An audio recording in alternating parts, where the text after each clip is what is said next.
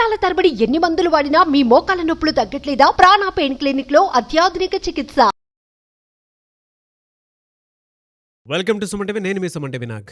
కోల్కతా ఇన్సిడెంట్కి సంబంధించినటువంటి వాటిల్లో August 9th చాలా కీలక రోజు అని చెప్పేసి చెప్పొచ్చు. అయితే దాని ముందు రోజు క్రిమినల్ సందీప్ ఘోష్ ఎక్కడున్నాడు, ఏం జరిగింది, దాని నెక్స్ట్ డే కనుక మనం చూసుకుంటే, ఇన్సిడెంట్ జరిగినటువంటి రోజును కనుక మనం చూస్తే సాక్ష్యాధారాలను ఏ విధంగా తారుమారు చేశాడు, అంతకు ముందు రోజు జరిగినటువంటి ప్లానింగ్ ఏంటి అనేది ఈ రోజు మనతో పాటు హైకోర్టు అడ్వకేట్ రవీంద్రనాథ్ గారు ఉన్నారు. వారి మాటలు తెలుసుకుందాం. Hello sir. హాయ్ అండి నాగరాజ్ గారు. సార్, ఈ కేసుకు సంబంధించినటువంటి వాటిల్లో సిబిఐ ఇచ్చినటువంటి కీలక విషయాలు, అంశాలు ఏవైతే ఉన్నాయో, అండ్ సీల్డ్ కవర్ సబ్మిట్ చేసినటువంటి విషయంలో కూడా, సుప్రీంకోర్టుకి ఇచ్చినటువంటి సీల్డ్ కవర్లో కూడా కొన్ని విషయాలు బయటికి రావడం జరిగింది. అయితే ఆగస్టు 9th బిఫోర్ అసలు ఏం జరిగింది, వన్ డే బిఫోర్ ఏం జరిగింది, ఈ క్రిమినల్ సందీప్ ఘోష్ చేసినటువంటి ఆకృత్యాలు ఏంటి? నాగరాజ్ గారు, సందీప్ ఘోష్ ఒక నేర చరిత్రక పుట్ట, నేర కార్యకలాపాలకు కేర్ ఆఫ్ అడ్రస్ అయినటువంటి సందీప్ ఘోష్ యొక్క వెలుగులోకి వస్తున్న ఒక్కొక్క నిజం చూస్తూ ఉంటే విస్తుగొలిపే విషయాలు, వింతగొలిపే విషయాలు, ఆశ్చర్యగొలిపే విషయాలు ఇంకా మనం చెప్పుకోలేమండి. అన్ని వింతలతో కూడిన ఒక పెద్ద క్రైమ్ మర్డర్ స్టోరీ. మీరు చెప్పాలంటే ఒక అద్భుతండి, ఒక వరస్ట్ అనాలో బెస్ట్ అనాలో ఏమిటో తెలియదు. సందీప్ ఘోష్ యొక్క విషయాలు వెలుగులోకి వస్తున్నాయి.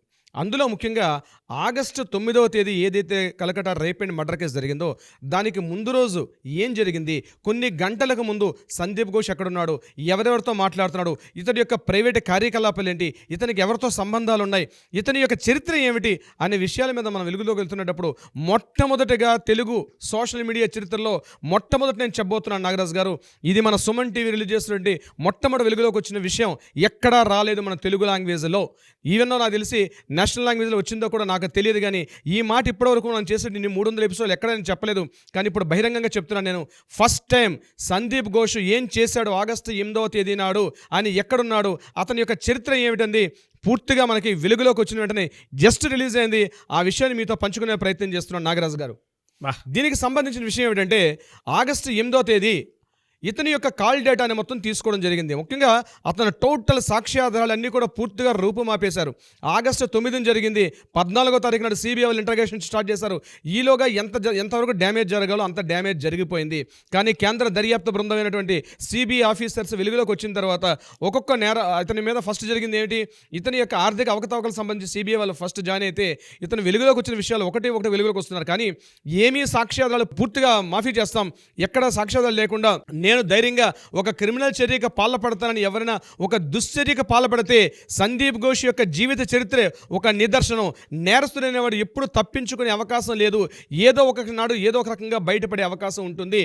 దానికి ప్రత్యక్ష ఉదాహరణ, దానికి సజీవ ఉదాహరణ సందీప్ ఘోష్ యొక్క చరిత్ర.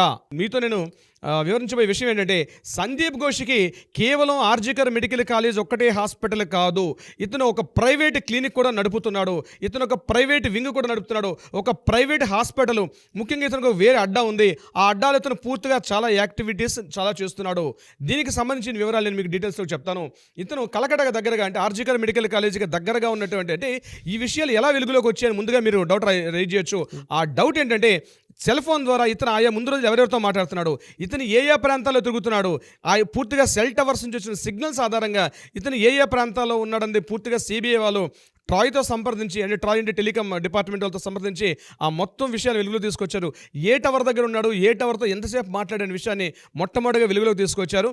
అది మనం తెలుసుకునే విషయాన్ని మన వ్యూయర్స్కి నేను షేర్ చేసుకుంటాను నాగరాజు గారు. డెఫినెట్గా అండి, డెఫినెట్గా. ఇతను కలకటాకు దగ్గరగా ఉండి బురాయిపూర్, కలకటగా దగ్గరగా టౌన్లోని దగ్గరగా ఉన్నట్టు బురాయిపూర్ అనే ప్రాంతంలో ఒక ఏరియాలో ఒక ప్రైవేట్ క్లినిక్లో ఇతను ఉన్నాడు. ప్రైవేట్ క్లినిక్ ఒకటే కాదు, అక్కడ నమితా సెబాటియన్ అన్నటువంటి ఒక ఛాంబర్స్ని అంటే ఏంటి, ఒక కార్పొరేట్ ఆఫీసు కొన్ని క్యాబిన్స్ ఒక్కొక్కరికి డిస్ట్రిబ్యూట్ చేస్తారు. నమితా సెబాటియన్ అనేది ఒక హాస్పిటల్. ఇది ఈ హాస్పిటల్ ఏంటంటే number of group of doctors అందరినీ గ్యాదర్ చేసి ఒక్కొక్కరికి ఒక ఛాంబర్స్ని రెంట్కి ఇస్తారు. ఒక టైమింగ్స్ ప్రకారం వీళ్ళు ఉంటారు. దిస్ ఇస్ ద నమితా సెబాటియన్ అనేటువంటి ఒక హాస్పిటల్. ఆ నమితా సెబాటియన్ హాస్పిటల్లో కూడా మేజర్ షోర్ హోల్డర్ ఎవరంటే మేజర్ షేర్ హోల్డర్ ఎవరంటే మన సందీప్ ఘోష్ గారు. సందీప్ ఘోష్ గారు ముందు రోజు రాత్రి ఏదైతే సంఘటన జరిగిందో ఆ అమ్మాయి డ్యూటీలో ఉందో 36 గంటల పాటు డ్యూటీ వేసేసి ఈవినింగ్ సాయంత్రం 5:30 తర్వాత ఇతను ఆ ప్రాంతానికి విజిట్ చేయడం జరిగింది. బురాయిపూర్ అనే ప్రాంతంలో నమితా సబాటి అనే హాస్పిటల్ ఇతను ఉన్నాడు. దీనికి రుజువేంటి, దీనికి నిదర్శనం మన వ్యూవర్స్తో పాటు మన క్లిప్పింగ్ కూడా పక్కన పెడుతున్నాం. ముందు రోజు రాత్రి 8:30-9 ఆ ప్రాంతంలో ఇతను అక్కడ ఒక పేషెంట్కి అతను ప్రిస్క్రిప్షన్ కూడా రాశాడు.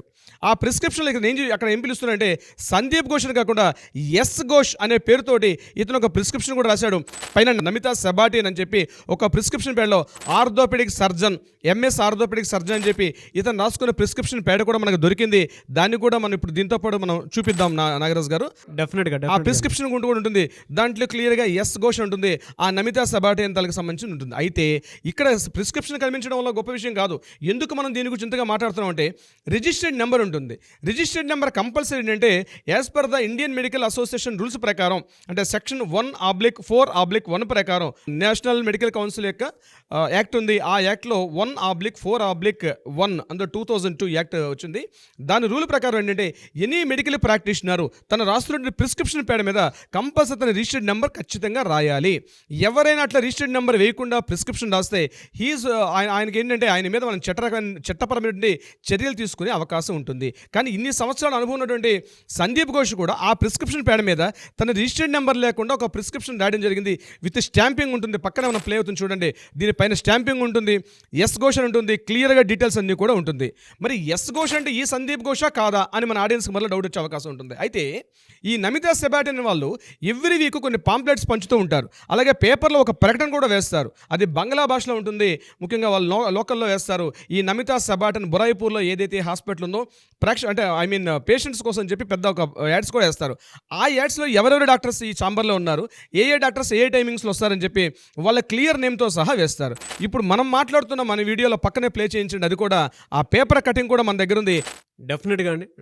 తప్పకుండా నేను మీరు చెప్పినటువంటి ప్రతి ఆధారాన్ని కూడా మన వ్యూవర్స్ కోసం డెఫినెట్గా చూపిస్తాను. ఎందుకు అనంటే మీరు ఇవాళ తెలుగు రాష్ట్రాల్లో ఈ కేసుకు సంబంధించినటువంటి వాటిల్లో క్రెడిబిలిటీ సంపాదించుకున్నారనటంలో ఏమాత్రం సందేహం లేదు సార్. ప్రతిదీ ఆధారం లేకుండా మాత్రం చూపించలేదు. ఈవెన్ మనం మామూలు జనరల్ డేటా చేసినా కూడా ఒక వీడియోకి సంబంధించింది ప్రతిదీ కలెక్ట్ చేసి మరీ చెప్తూ ఉంటారు కాబట్టి చెప్తున్నాను. And hats off to your intelligence also. అయితే ఇతను ఆ నమితా సబాటి అనే హాస్పిటల్ వాళ్ళు ఏం చేశారంటే ఒక పేపర్ ప్రకటన వేశారు. బెంగాల్ లాంగ్వేజ్లో అంటే బంగ్లా భాషలో వేశారు. అందులో ఎవరెవరు డాక్టర్స్ ఎప్పుడెప్పుడు వస్తారు, ఏ టైమింగ్స్లో వస్తారు, వాళ్ళ క్వాలిఫికేషన్స్, వాళ్ళ దేంట్లో స్పెషలైజేషన్ చేశారు అంటే పల్మనాలజీ, అంకాలజీ, న్యూరాలజిస్టా, లేకపోతే గ్యాస్ట్రోఎంట్రాలజిస్టా, లేకపోతే ఆర్థోపెడిక్, ఈ డీటెయిల్స్ అన్ని కూడా ఉంటుంది. ఇప్పుడు మనం రిలీజ్ చేసిన ఆ పేపర్ కటింగ్లో సందీప్ ఘోష్ యొక్క పూర్తి పేరు doctor Sandeep Ghosh MBBS MS అని రాస్తూ పక్కన ఆర్థోపెడిక్ సర్జన్ వేస్తూ ఇతను ఆర్జికర్ మెడికల్ కాలేజీలో పనిచేస్తున్న డాక్టర్ అని కూడా అక్కడ మెన్షన్ చేసి ఉంది. అది కూడా ఈ బెంగాల్ భాషలో పేపర్లో కనిపిస్తుంది. బట్ వీలైతే లాంగ్వేజ్ హిందీకి దగ్గరగా ఉంటుంది కాబట్టి చదివే ప్రయత్నం చేసుకోవచ్చు. అంటే క్లియర్గా ఇతను ఒక పేర్లగా ఇతనికి ఉన్నటువంటి ఆల్రెడీ ఒక ప్రిన్సిపల్గా పనిచేస్తున్నాడు, ఒక ప్రభుత్వ ఉద్యోగి, ఒక గవర్నమెంట్ హాస్పిటల్లో పనిచేస్తున్న గవర్నమెంట్ డాక్టర్. ఎట్టి పరిస్థితుల్లో కూడా తను ఒక ప్రైవేట్ క్లినిక్ నడుపుకోవడం అంది ఎట్టి పరిస్థితుల్లో చట్టరీత్యా నేరం. కానీ ఆ చట్టాన్ని తొంగలో తొక్కి, ఆ రూల్స్ని తొంగలో తొక్కి పూర్తిగా తను ఏం చేశాడంటే ఒక ప్రైవేట్ క్లినిక్, ఇప్పుడు నేను చెప్పినటువంటి నమితా సబాటి అనేటువంటి ఒక హాస్పిటల్ ఆర్గనైజేషన్లో అతను పనిచేస్తూ ఉన్నాడు. ఈ నమితా సబాటి అనేటువంటి ఏదైతే ఆర్గనైజేషన్ సంస్థ ఉందో దాంట్లో ఇతను ఫ్రీగా వాలంటీర్గా చేయట్లేదు. చాలా కాస్ట్లీయెస్ట్ హాస్పిటల్ అని అక్కడ లోకల్ ఉంటే మన మీడియా ప్రతినిధులు చెప్తారు. ఆ నమితా సబాటి ఇస్ వెరీ కాస్ట్లీయెస్ట్ హాస్పిటల్ అని. కన్సల్టేషన్ ఛార్జెస్ కూడా చాలా కాస్ట్లీగా ఉంటాయి. కేవలం సోకాల్డ్ ఎవరైతే హై ప్రొఫైల్స్ ఉంటారో వాళ్ళు మాత్రమే వచ్చి వెళ్తారు ఈ యొక్క నమితా సబాటి హాస్పిటల్. కానీ ఆల్రెడీ ఒక పేరుంది. ఇది బురాయిపూర్ అనేటువంటి ఏరియాలో ఈ హాస్పిటల్ ఉంది. ఇది ఏంటంటే కేవలం ఛాంబర్స్ అద్దెకిస్తారు చాలామంది. అందులో ఆ గ్రూప్ ఆఫ్ యాక్టివిటీలు ఇతను కూడా ఉన్నాడు. అయితే ఇక్కడతో అయిపోలేదు కదా. ఇందులో మన సందీప్ ఘోష్ గారు ఏం చేశారంటే తన ప్రైవేటు కార్యకలాపాలు అంటే ఎవరైతే అనఫీషియల్స్ ఉంటారో అంటే హాస్పిటల్కి వచ్చి ఈ మధ్య ఇటీవల కాలంలో 2021లో ఈ హాస్పిటల్ యాజ్ అ ప్రిన్సిపల్గా నమోదైన తర్వాత చాలా అకృత్యాలు, అరాచకాలు చాలా జరిగినాయి. అయితే ఇటువంటి యాక్టివిటీస్ అన్నీ కూడా ఇతను మెయిన్ మెడికల్ కాలేజీలో కాకుండా ఇతను ఈ యొక్క నమితా సబాటి రెడ్డి గ్రూప్ ఆఫ్ ఆర్గనైజేషన్ ఎక్కడైతే ఉందో దీంట్లో కూర్చుని తను పూర్తిగా డీటెయిల్స్ అన్ని మాట్లాడుకుంటాడు. ఎవరితోనైనా పర్సనల్ అపాయింట్మెంట్ ఇవ్వాలంటే ఈ ప్లేస్కి పిలిపించి తను మాట్లాడుకుంటాడు. బహుశా అభయకి సంబంధించి ఏదైనా హత్యకు సంబంధించి ఏదైనా మంత్రాంగం కావచ్చు, యంత్రాంగం కావచ్చు, ఏదైనా సరే దానికి ప్రణాళిక ఇక్కడ జరిగి ఉండే అవకాశం ఉండే కోణంలో సిబిఐ వాళ్ళు దర్యాప్తు చేస్తున్నారు. ఇది మొట్టమొదటిగా ఈ న్యూస్ మన Telugu social media channel, Telugu news ఛానల్స్లో మొట్టమొదటిగా మన ద్వారా తెలిసింది. నాగరాజు గారు, ఈ విషయం చెప్పడానికి నేను చాలా గర్విస్తున్నాను. But really hats off to you sir. మీకున్న నాలెడ్జ్ కానివ్వండి, లేదంటే మీరు స్టడీ చేసేటువంటి విధానం కానివ్వండి, నేను దగ్గరుండి చూశాను కాబట్టి చెప్తున్నాను. తెలుగు రాష్ట్రాల్లో ఇవాళ ఈ కేసుకి సంబంధించిందే కాదు, మీరు ఏదైతే డీల్ చేస్తారో, ఏ టాపిక్ డీల్ చేసినా, లేదంటే ఏ ఇన్సిడెంట్‌కి సంబంధించి మాట్లాడినా కూడా, ఇవాళ ప్రతి తెలుగు వాళ్ళు కూడా క్రెడిబిలిటీ పెంచుకున్నారు మీరు. అండ్ యెస్, డెఫినెట్‌గా ఇది కరెక్ట్ అయ్యి ఉంటుంది అనుకునేటువంటి ఆలోచనని క్రియేట్ చేసేలాగా మీ సొంత మార్కుని మీరు క్రియేట్ చేసుకున్నారు. నాగరాజు గారు, ఈ విషయానికి సంబంధించి మిమ్మల్ని ప్రత్యేకంగా పేరున ధన్యవాదాలు తెలపాలి. మీకు ముఖ్యంగా ఈ క్రెడిబిలిటీ, నేను ఈ ఇష్యూ మీద మీకు వచ్చి మాట్లాడినంత క్రెడిబిలిటీ కాదండి. ఆల్రెడీ మీ మీద కొన్ని సంవత్సరాలుగా యాజ్ ఎ బిజినెస్ సీఈఓగా సుమన్ టీవీ యాజమాన్యంలో మీరు ఒక పార్ట్ ఆఫ్ యాజమాన్యం ఉంటూ ఇటువంటి సంఘటన కూడా ఒక సామాజిక స్పృహతో, ఒక సామాజిక ఇతివృత్తాన్ని మీరు తీసుకొని ఇన్ని వందల ఎపిసోడ్లు చేయాలంటే డెఫినెట్గా మిమ్మల్ని హ్యాట్స్ ఆఫ్ చెప్పాలి. మీకు ఏదైతే ఆల్రెడీ క్రెడిబిలిటీ ఉందో, ఆల్రెడీ చాలా కొన్ని వేల వీడియోస్ చేసి ఉండొచ్చు, మీరు బహుశా ఎన్నో వీడియోస్ చేశారు, ఎంటర్టైన్మెంట్ కావచ్చు, రకరకాలు చేశారు. కానీ మీరు మిగిలిన చేసిన వీడియోస్తో పోలిస్తే ఒక సామాజిక బాధ్యత మీలో ఉంటుంది. ఆ కోణాన్ని కూడా మీరు టచ్ చేశారు. మీరు ఆడియన్స్ ఆల్రెడీ కనెక్ట్ అయి ఉన్నారు. మీరు ఆల్రెడీ మీది మీద ఒక క్రెడిబిలిటీ ఉంది. ఆల్రెడీ సుమన్ టీవీ అంటే, నాగరాజు గారు అంటే ఒక క్రెడిబిలిటీ ఉంది. ఎందుకంటే మీ సపోర్ట్ లేకుండా, మీ యాజమాన్యం సపోర్ట్ లేకుండా ఇన్ని ఎపిసోడ్లు ఇంత లాంగ్, బహుశా నేను చెప్పకూడదు కానీ బహుశా ఏ ఛానల్ కూడా చేయని సాహసం కొంచెం. No doubt sir, no doubt. ఎందుకంటే ఇవాళ ఎన్ని ఎపిసోడ్స్ అయితే ఏ ఛానల్లోనూ ఉండదు, కనిపించదు కూడా.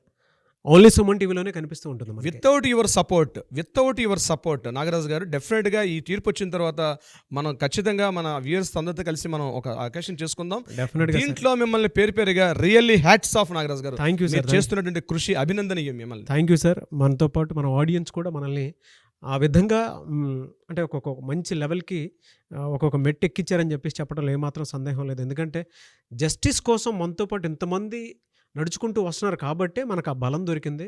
మన వ్యూవర్సే మన బలం.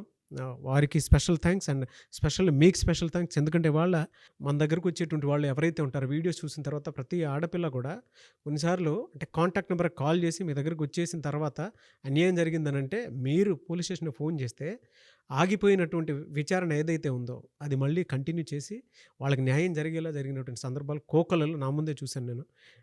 నా కంటి ముందే జరిగాయి. వాటిని తెర వెనకే ఉన్నాయి, అవి ఎప్పుడు తెర ముందుకు తీసుకొని రావలేదు. ఎందుకు అనంటే అది కరెక్ట్ కాదని చెప్పేసి మేము కొన్ని విషయాల్లో ఆగాము. సో చాలామందికి న్యాయం చేశారు మీరు. ఈ విషయంలో కూడా డెఫినెట్గా న్యాయం జరగాలండి. దేశ చరిత్రకు సంబంధించినటువంటి వాటిల్లో ఒక చోట అన్యాయం జరిగింది, బట్ ఒక మంచి జస్టిస్ వచ్చినప్పుడు మాత్రం చరిత్రకు నాందని చెప్పేసి డే 1 నుంచి చెప్తూ ఉన్నారు. అందుకే కొన్ని కేసెస్ కూడా పక్కనే పెట్టేశారు మీరు. డెఫినెట్గా ఇది మంచి జరగాలని చెప్పేసి ఉద్దేశంతో. And really hats off to you అండి, no doubt. Thank you sir. ఏదేమైనా సరే we want justice, we demand justice. Nagaraju గారికి, మీకు, మీ యాజమాన్యానికి, మీ టెక్నికల్ నాన్ టెక్నికల్ స్టాఫ్కి ఈ ఏర్పాటులాగా ప్రజలు కొన్ని వేల మంది చూస్తున్నారు, కొన్ని లక్షల మంది చూస్తున్నారంటే ఎంతోమంది కృషి దీని వెనకాల కొన్ని గంటల సమయం ఉంది. కాబట్టి ఖచ్చితంగా వారందరికీ పేరున అభినందనలు తెలుపుతున్నాను Nagaraju garu. Thank you sir. Thank you so much అండి. Thank you so much Nagaraju గారు.